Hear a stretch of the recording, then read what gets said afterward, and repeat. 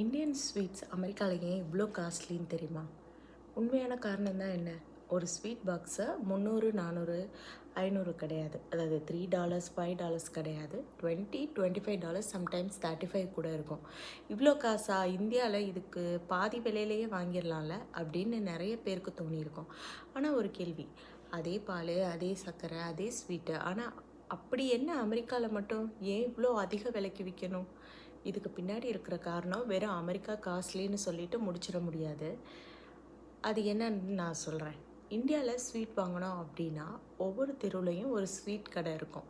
Competition அதிகமாக இருக்கும். ஒரு கடை அதிக விலைக்கு விற்றுது அப்படின்னா அடுத்த கடைக்கு போயிடுவோம். ஆனால் அமெரிக்காவில் இந்தியன் கிராசரி ஸ்டோர்ஸ் கம்மியாக தான் இருக்குது. அதுக்குள்ளே ஸ்வீட் செய்கிறவங்க ரொம்ப குறைவு, இன்னுமே குறைவாக இருக்கிறாங்க.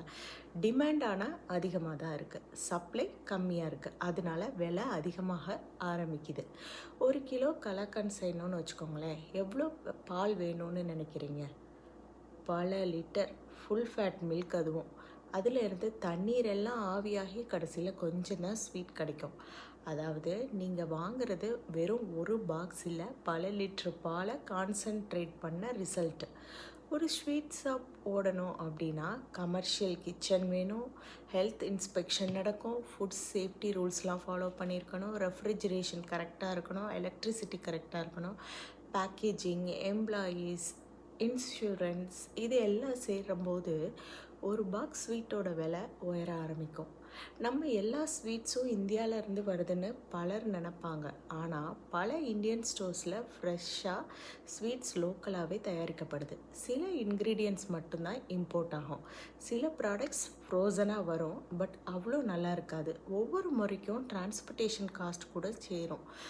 அடுத்த தடவை ஒரு ஸ்வீட் பாக்ஸை பார்த்து ஏன் இவ்வளோ காசுன்னு மட்டும் யோசிக்காதீங்க. அதுக்கு பின்னாடி இருக்கிற milk, labour, food safety and rental cost, transport, இதெல்லாம் சேர்ந்து தான் அந்த ப்ரைஸ் உருவாகுதுன்றதை புரிஞ்சுக்கோங்க.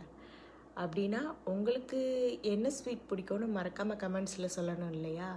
இந்தியாவில் வாங்குகிற ஸ்வீட்ஸ் பிடிக்குமா, இல்லை அமெரிக்காவில் கிடைக்கிற ஸ்வீட்ஸ் கூட உங்களுக்கு ஓகே தானா? கமெண்ட்ஸில் மறக்காமல் சொல்லிட்டு போங்க. இந்த மாதிரி எவ்ரிடே நம்ம லைஃப்பில் இருக்கிற விஷயங்களுக்கு பின்னாடி இருக்கிற இன்ட்ரெஸ்டிங்கான ஃபேக்ட்ஸ் தெரிஞ்சுக்கணும் அப்படின்னா தொடர்ந்து பாருங்கள் இந்த சேனலை. தேங்க்ஸ் ஃபார் வாட்சிங். பாய்.